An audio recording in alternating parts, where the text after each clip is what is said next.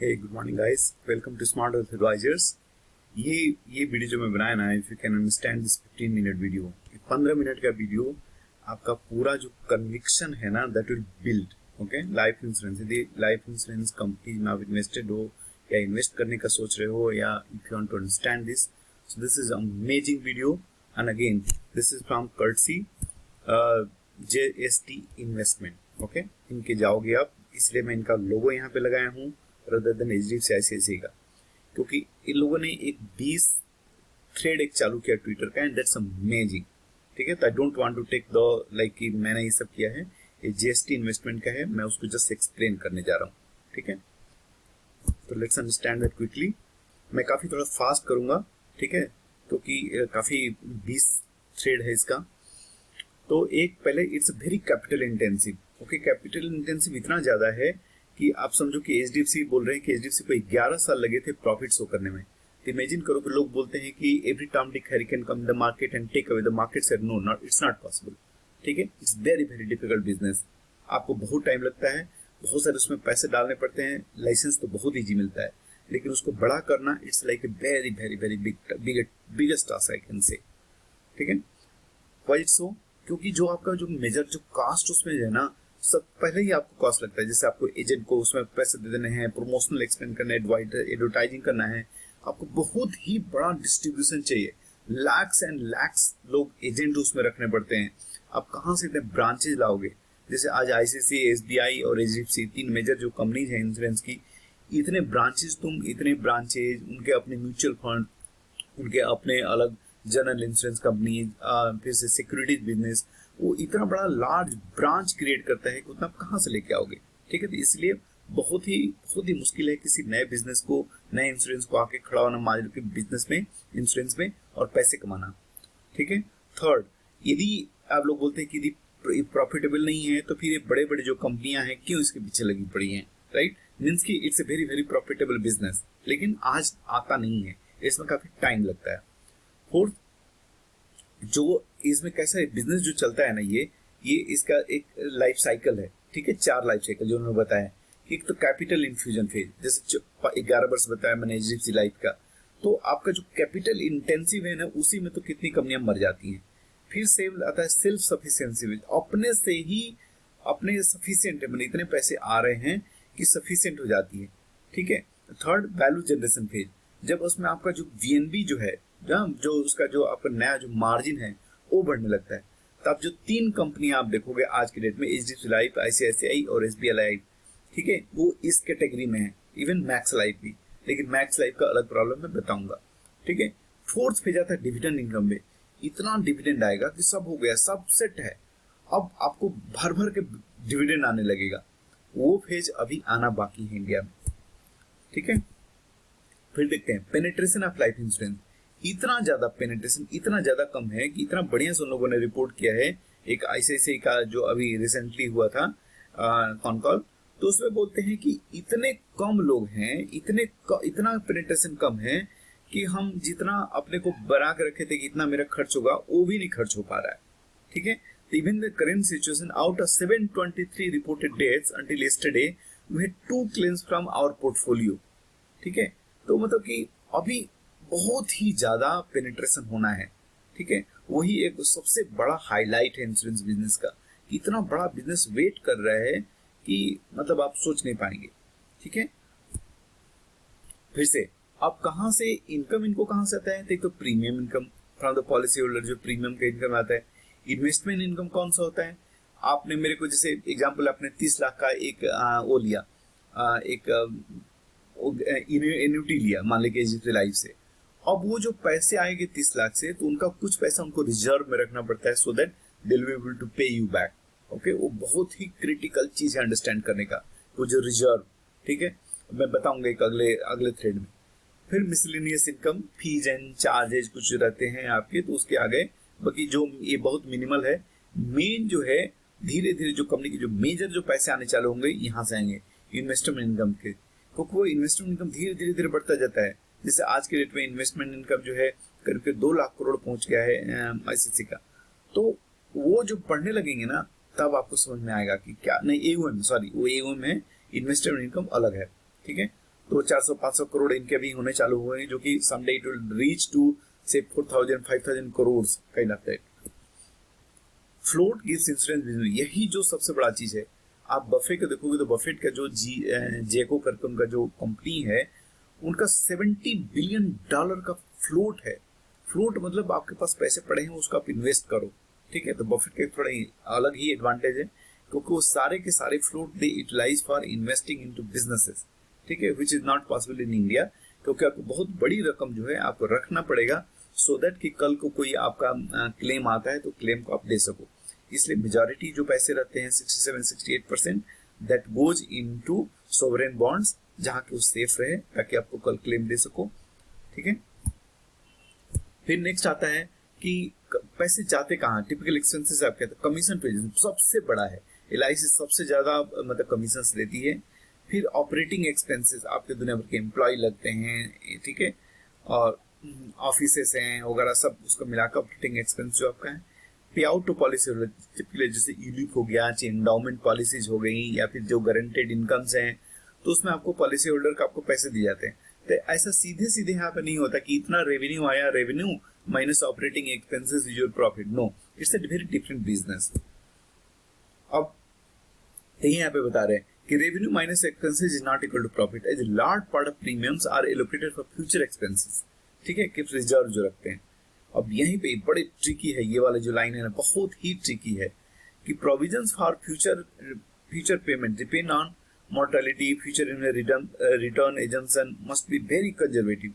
यदि जो कंजर्वेटिव नहीं है, ठीक है, यदि जो कंजर्वेटिव नहीं है तो यहीं पे आपको बहुत बड़ा प्रॉफिट दिखा सकता है। टेक एग्जांपल, एक एबीसी इंश्योरेंस कंपनी है, जस्ट ऐसे मैं नाम को बता रहा हूँ, उनका जो एक्चुरियल वाला बंदा है और एक एचडीएफसी लाइफ का एक्चुरियल वाला बंदा है, फ्यूचर में बोलता है कि इससे मेरे को इतना प्रॉफिट हो जाएगा, 100 रुपए के मामले की बात करते हैं, तो वो बोलता है कि मेरे को 90 रुपए प्रॉफिट हो जाएगा, 10 रुपए प्रॉफिट हो गया, तो हम 90 रुपए को रिजर्व रखते हैं। एचडीएफसी लाइफ बोलता है कि नहीं नहीं यार, 5 रुपए ही मेरे को प्रॉफिट होगा, तो मैं 95% रखूंगा रिजर्व में, ठीक है। कल की बात है, रिजर्व जब आएगा उसका तब देखेंगे क्या होगा, लेकिन वो 5 रुपए ही क्यों रखा। यहीं पे आपको एबीसी इंश्योरेंस ज्यादा प्रॉफिट दिखा सकती है आज, जो कि कल का सबसे बड़ा प्रॉब्लम बन सकता है। इसलिए आपकी जो कंपनी, इंश्योरेंस कंपनी जितनी ज्यादा कंजर्वेटिव हो, ठीक है, उतनी अच्छी है, उतनी ही अच्छी है। आज कम प्रॉफिट दिखाओ, लेकिन कल का कल पूरा बैंकक्रप्ट न हो जाओ, ठीक है। तो term to understand revenue, okay. तो ग्रास प्रीमियम जो होता है, यही आपका रेवेन्यू आता है। वो क्या होता है, total premium collected during the fiscal year, कितना आपने टोटल प्रीमियम किया। It comprises premium from new customer, जो नए कस्टमर, नई पॉलिसी जो होती है, न्यू बिजनेस प्रीमियम, और एग्जिस्टिंग जो आपके जैसे इंडाउमेंट पॉलिसी है, हर साल आप मान लो कि 20,000 रुपए देती है इंडाउमेंट पॉलिसी में, तो उसको कलेक्ट करके इसको बोलते हैं ग्रास रिटेन प्रीमियम। तो ये आपको बताता है कि जैसे एलआईसी का सबसे बड़ा है, हाँ, तो इसे ग्रास रिटेन प्रीमियम कहता है कि कितना पैसे कलेक्ट करते हो, which is typically revenue. Annual premium क्या है, annual premium equivalent is sum of annualised first year premiums on regular policy plus 10% से, यदि सिंगल पॉलिसी है तो उसका 10% कर लेते हैं। वैल्यू ऑफ न्यू बिजनेस यही डिफाइन करता है कि आपको रियली में कितने पैसे आप कमाने वाले हैं। तो VNB margin, the ratio of VNB for the period of AP, it is similar to the profit margin for any business. तो VNB margin, value of new business, जो उसके मार्जिन है, जो सोच के बैठता है कि मेरे को इतना इसमें से पैसे आने वाले हैं, ठीक है, वो ही डिफाइन करता है। तो वीएनबी मार्जिन जिस इंश्योरेंस कंपनी के ज्यादा है, मतलब वो ज्यादा प्रॉफिटेबल बिजनेस है। और देखो उसी, अब इनको अगर कंपेयर करना है आपको, तीन कंपनियों को कंपेयर करना है इंश्योरेंस में, तो आप ऐसे देखोगे, एक ऐसे डिफाइन करोगे आप कि market cap divided by embedded value, ठीक है। तो एम्बेडेड वैल्यू का भी उनका रेशियो निकाल सकते हो आप, दिया रहता है उनके बैलेंस शीट में। तो उसमें देखोगे एसबीआई लाइफ 2.9 है, एचडीएफसी लाइफ ऑब्वियसली बहुत महंगी है, ऑलमोस्ट आईसीआईसीआई लाइफ से 2 गुनी है, ठीक है। इसलिए शायद अभी मतलब करेक्शन फेज में है, टाइम करेक्शन हो रहा है एचडीएफसी लाइफ में, हाँ। और अचानक से आईसीआईसीआई प्रूडेंशियल एकदम सीधे 400 रुपए से सीधे 500-550 आ गई है। और दूसरा क्या है कि सॉरी, ये तो market cap minus embedded value divided by VNB कर दो, ठीक है। तो उसमें आपको दिखाएगा कि वीएनबी कितना, तो इसमें आपको देखो कि एचडीएफसी लाइफ है, इसमें भी ज्यादा है, तो वैल्यूएशन है एचडीएफसी लाइफ सबसे ज्यादा है, हाँ। देन आपका आईसीआईसीआई एंड देन आपका एसबीआई। लेकिन अगेन आपको, मैं टिपिकली पीएसयू कंपनी में नहीं जाता हूँ, 2 एसबीआई लाइफ अच्छी करती है, लेकिन still I cover only HDFC life and ICICI life. आप देखते हैं कि क्या ऐसे ही वैल्यूएशन चलते रहेंगे इन कंपनी को, जो आज के डेट में वैल्यूएशन मिल रहा है वो कैसे ही चलता रहेगा। अब ये पी बाई इनकी दिखाओगे, ये वाला their Asian peers valuation in term of P by EV, ठीक है, ये वाला दिखा रहा है, तो बोलता है कि चाइना लाइफ का 0.88 है और आज एचडीएफसी लाइफ का 5 है। हाँ, तो सीधे 5 गुना। ये क्या चलता रहेगा? हाँ, अभी कुछ वर्षों तक चलेगा, क्योंकि जो ग्रोथ इतना स्ट्रांग है, अभी they have not reached to dividend phase. जिस दिन डिविडेंड फेज में पहुंच जाएगा तब डिफाइन करेगा कि किसका ज्यादा डिविडेंड है, उसके हिसाब से उनकी वैल्यूएशन मिलेगी। तो जनरली जो कंपनी डिविडेंड ओरिएंटेड हो जाती है तो उनका वैल्यूएशन थोड़ा कम हो जाता है, काफी कम हो जाता है, ठीक है, क्योंकि ग्रोथ फेज खत्म हो जाता है। लेकिन अभी मेरे हिसाब से ग्रोथ फेज इंडिया में it's like a very very big, ठीक है। अब बोलता है कि in a commodity business like insurance what drives valuation, ठीक है, तो डिस्ट्रीब्यूशन, किसका डिस्ट्रीब्यूशन सबसे स्ट्रांग है वही डिफाइन करेगा, क्योंकि इंडिया में आज भी पुश प्रोडक्ट है, जनता को पकड़ पकड़ के आपको इंश्योरेंस देना पड़ता है, ठीक है। इसीलिए जिसका वही सर्वाइव कर पाएगा, ठीक है। जो कि जैसे अभी रिसेंटली में मैक्स का इतना ज्यादा वैल्यूएशन क्यों बढ़ गया अचानक से, क्योंकि एक्सिस के साथ जुड़ गई, एक्सिस के बोर्ड रूम में आ गया, तो एक्सिस का अपना नेटवर्क देकर यूटिलाइज, एक्सिस का म्यूचुअल फंड है उसका नेटवर्क देकर यूटिलाइज। जिसके पास नेटवर्क सबसे ज्यादा रहेगा they will be able to sell more and more, ठीक है। तो एसबीआई ऑब्वियसली 28,500 है ब्रांचेज उनके, तो ऑब्वियसली वो बहुत ही स्ट्रांग पोजीशन पे हैं, लेकिन ये सभी कम बंदे नहीं है, ठीक है। अनदर इंपॉर्टेंट फैक्टर परसिस्टेंसी बताती है कि आपका ब्रांड कितना अच्छा है, ठीक है। Higher the persistency better. तो जैसे अब 13 मंथ परसिस्टेंसी क्या मतलब कि पहला जो मैंने 13वें महीने में मंथ के हिसाब से परसिस्टेंसी निकाली जाती है कि 13वें महीने मतलब 1 साल बाद वो बंदा आपका आया क्या आपके पास, फिर एक बताते हैं 61 मंथ परसेंट, मतलब 5 वर्ष बाद भी आपका बंदा आपको पैसा पे कर रहा है क्या, ठीक है। तो परसिस्टेंसी बताते हैं कि आपका ब्रांड कितना अच्छा है, आप कितने बढ़िया से सेल कर रहे हो। ऐसा तो नहीं कि उल्टा पुल्टा सेल करोगे, उल्टा पुल्टा सेल करोगे तो बंदा नहीं आएगा, भले आपसे इंश्योरेंस ले लिया लेकिन फिर वापस नहीं आएगा, ठीक है। तो इसलिए यहाँ पे बताता है 19th वाले कोट में कि बॉस अभी देखोगे मिस सेलिंग इतनी ज्यादा है कि जो बेस्ट ऑफ द बेस्ट मतलब इंश्योरेंस कंपनी है उसका 50% है, मतलब कि 50% वाली people come after 5th year, ठीक है। तो जैसे जैसे थोड़ा सा परसिस्टेंसी तभी बढ़ेगी लेकिन मिस सेलिंग कम होगा। आपको दिया कुछ और चिपकाया कुछ, बताया कुछ चिपकाया कुछ, ऐसा वाला केस नहीं होगा।